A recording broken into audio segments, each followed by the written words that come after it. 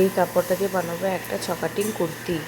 দুটো সোজা করে পুটটাকে সেলাই করে নিয়েছি যাতে ভিতরের দিকটা ফিনিশিংটা দেখতে ভালো লাগে, তার জন্য তো আমি যতটা পারছি এখন তোমাদের সাথে শেয়ার করছি। লাস্টে কেমন হয় তোমাদের সাথে আমি অবশ্যই শেয়ার করবো। তোমাদেরকে বললাম সেটা তোমাদেরকে আমি একটু দেখাই। এই দেখো, উল্টো সোজা করলে কি ভিতরে থেকে ফিনিশিংটা দেখতে খুব সুন্দর লাগে। তো দেখো উল্টো সেলাইটা আমার করা কমপ্লিট। এবার এটাকে আমি রেখে দেবো, আগে ছ কাটিংয়ের এটাকে সেলাই করবো। আর যতটা পারছি ভিডিওর মধ্যে তোমাদের সাথে শেয়ার করছি, আর লাস্টে কেমন করে বানাচ্ছি সেটা তোমাদের সাথে অবশ্যই শেয়ার করবো।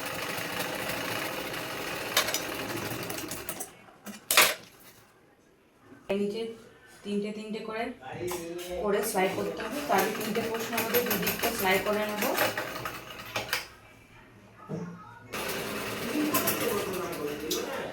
তো দেখো ছ কাটিংয়ে যেটা বললাম তার মধ্যে একটা পোর্শন আমার হয়ে গেছে। এই যে ছ কাটিংয়ের মধ্যে তিনটে হয়ে গেছে, আরও তিনটে সেম এইভাবেই দুই দিক করে আমাকে সেলাই করে, আর উপরেরটাতে মধ্যে উল্টো সোজা করে মুখটা সেলাই করলাম।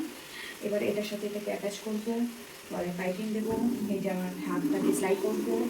তো সব কিছু কমপ্লিট করি, দেন তোমাদের সাথে শেয়ার করবো। তোমরা বলো কেমন, মানে সেলাই করা কমপ্লিট। এখন আমি হাতটা সেলাই করছি, তো হাতটা সেলাই করে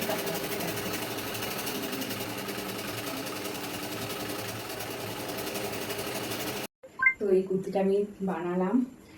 এখন সিম্পলের মধ্যে হাতে একটু লেস দিচ্ছি আর নিচে একটু অন্যরকমের লেস দিচ্ছি ছ কাটিংয়ের। তো বানানোটা আমার কেমন হয়েছে, আমাকে কেমন লাগছে অবশ্যই আমার কমেন্টের মধ্যে জানিও।